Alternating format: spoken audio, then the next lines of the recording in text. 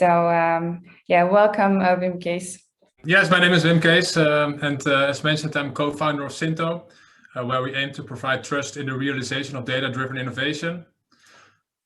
In short, Syntho enables organizations to boost data-driven innovation and in a privacy-preserving manner by providing AI software for generating synthetic data. And this basically allows organizations to realize data-driven innovation, for example, with AI, with less risk, more data, and faster data access. And as you can see, recently won the Philips Innovation Award with this proposition. And of course, I will explain more today. But to start with the agenda, first, key challenges in scaling AI. Thereafter, I will explain why anonymization does not work, how synthetic data is different, and how this could be a foundation to scale AI in the financial sector. And yeah, as mentioned, the key question today is how to scale AI in the financial sector. And I think the answer is relatively simple and comparable to the answer Doran already gave. But I think, in my opinion, one important element is to start with a business case. That's really important. Two, you need capacity and expertise to realize these. And three, one requires data. And moreover, one should have an agile way of working to implement and learn fast. And as said, the answer is relatively simple, yet the implementation is challenging. So challenging. Let's take a look at key challenges in scaling AI. And to do this, let's start with some survey results from around this topic. So what risk and priorities do organizations consider as relevant? First, the number one from the survey from Gartner, security or privacy concerns. Second, the number one from the survey from McKinsey, cybersecurity and regulatory compliance. And finally, the number one from the survey from PwC, identifying, collecting, and aggregating data across the organization. So to summarize, one key reason is privacy. And privacy is not only the heart of our free society, it also affects companies because it can damage their reputation, clients can leave, and causes penalties. So privacy really hinders data-driven innovation. And to come back to this slide, it really limits having access to data and introduces all kinds of time-consuming and energy-draining trajectories that hinder, in this case, organizations to scale AI. Today, I'm going to focus on these aspects, so data and speed, because without data, there will be no data-driven innovation and, of course, also no AI. We need solutions. And today, I'm going to explain how your innovation manager and your compliance officer will become best friends. To start with, let's start with why anonymization does not work. So classic anonymization techniques have in common that they basically manipulate the original data set in order to make it more difficult to de-identify individuals. And hereby I've shown 4 examples of those techniques that you might recognize from practice. So first, generalization. Someone is 27 years old and is now placed in a bucket ranging from 25 till 30 years.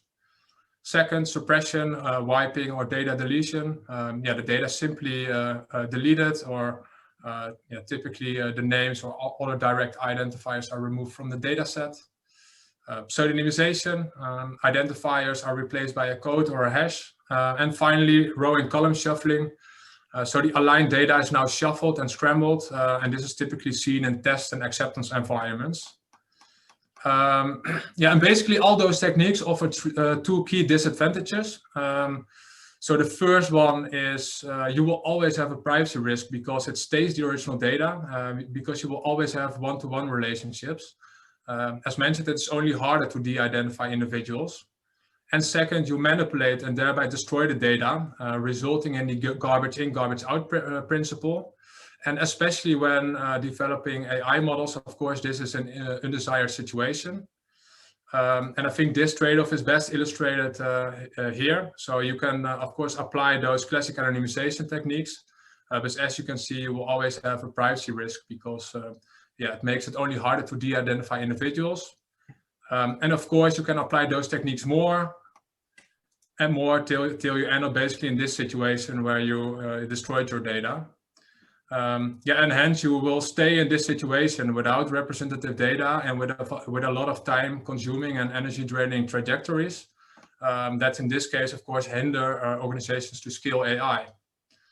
And I think this is the moment to introduce our solution. First question to all of you, 3 images, which of these 3 do you think are fake? I will give you a little bit of time and then I will provide the answer. So basically they're all fake. So the faces you see here, they do not exist in the real world. These are synthetic images generated by artificial intelligence. And this is really the introduction to synthetic data. And the key question here, of course, is what if we could apply these techniques on structured data sets, so tabular data. This is basically exactly what we do at Syntho. So basically how it works, our Syntho engine is trained on the original data. It learns all the patterns, characteristics from that original data set. And thereafter, it's able to generate a completely new and artificial synthetic data set. So individuals and records related to individuals simply do not exist in a synthetic data set. Basically ending up in a situation that you basically do not have personal data anymore. And what makes us unique, we apply AI to capture the value of the original data in our synthetic data. And that really results in this situation. And the bottom line is our synthetic data is highly realistic and can be used as if it's real data, but without those privacy risks. And consequently, analysis results on synthetic data will yield in similar results as when applied on the original data. And this really results in a situation where you have an optimal combination between data quality and privacy protection. A key question, we offer a quality report, of course, to evaluate the generated synthetic data set in comparison to the original data set. And I think for now it's interesting to take a short look into that quality report. So let's start with the distributions. They give insights in the frequency of certain data records for a given category or value. And as you can see here in the following graph, the distributions from the original data here in gray and the synthetic data here in blue are nearly identical. So here are the distributions. Then we have, of course, correlations. So they provide insights in the degree to which 2 variables are related. And also here we see really similar results from both correlation matrices when we compare the original data, again in gray, with the synthetic data in blue. And of course, we can continue here the multivariate distributions. They give insights for a combination of categories and are also captured. So for example, here we see the frequency of a combination with someone with an age of 35 with a bachelor education level. And also here, we really see similar results. And the ultimate test is to train machine learning models on both the original data and synthetic data sets and compare those outcomes. And even in this ultimate test, we observe similar results. And this really shows that synthetic data retains statistical properties and patterns to such an extent that you can actually use that for machine learning and AI purposes. And therefore we always ask this question. So why use real data when you can use synthetic data? And this is typically the answer that we give there. So first, you can minimize personal data and thereby reduce, for example, data breaches. And second, you can unlock personal data that was restricted due to, for example, privacy. And really, to summarize this, synthetic data helps organizations to build a strong foundation to boost data-driven innovation, for example, with AI. With less risk, more data, and faster data access. And this unlocks a wide variety of use cases. But I would like to share 4 of them today that are typically relevant in the financial sector. So those are agile analytics, data sharing, data retention, and data augmentation. So let's start with the first one, agile analytics. So typically how it's going now, when your data scientists require access to certain internal data sets, for example, with financial transaction or mortgage data, the trajectory typically looks like this. So get permission on and access data rights, solve legal restrictions and risk assessments, and thereby waste a lot of time and energy. And And our solution have internal synthetic data sets available, or even make an internal synthetic data warehouse from which your data scientists and colleagues can realize data-driven innovation really easily. So this is the first one. Second one, data sharing. So many financial organizations realize that they cannot do everything by themselves and frequently collaborate in terms of partnerships with third parties. For example, to do innovation pilots or proof of concepts. This is typically something that really results in all kinds of challenges.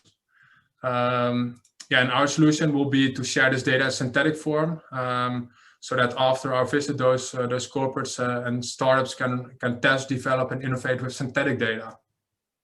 So this is about data sharing. Then I think another interesting one is data retention. So now many data sets have legal retention periods and are required to be deleted after some time of period, or of course due to the data anonymization principle. And of course those organizations cannot build track records to do, for example, time series analysis. And our solution will be to delete that original data, but build track record with synthetic data so that you can actually do those analyses over time. So I think that's an interesting one. And the final one, data augmentation. Since we apply generative AI, we can also generate more data than the original data set. And we can also apply this on parts of the data set. And an interesting one is about imbalanced data sets. So for example, you could have an imbalanced data set where you see 70% females, where you expect to see 50% males and 50% females.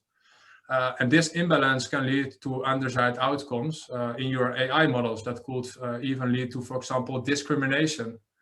And to solve this, one could generate extra male data records to bring the imbalance of 70% back to the 50% level, and thereby reduce, for example, potential discrimination of your AI models. So I think that's also an interesting to share here. Those were the 4 use cases. But I think to really summarize this, this is our answer on the question how to scale AI. So scale AI by embracing synthetic data so that you have a situation with less risk, more data, and faster data access as a result to really scale AI. And that's the situation. So why use real data when you could use synthetic data? We are Syntho, and we make sure that your innovation manager and compliance officer will become best friends. Thank you all for your attention. And I think, this is the moment to ask questions. Yeah, definitely. Thanks so much, Wim Kees, for the insightful presentation. I think it's always really interesting to, hear very innovative ideas like yours and like Syntho, the company. Definitely. We have received, first of all, a lot of compliments on the presentation in the chat box and a lot of questions as well. I'm going to read out the first one right now.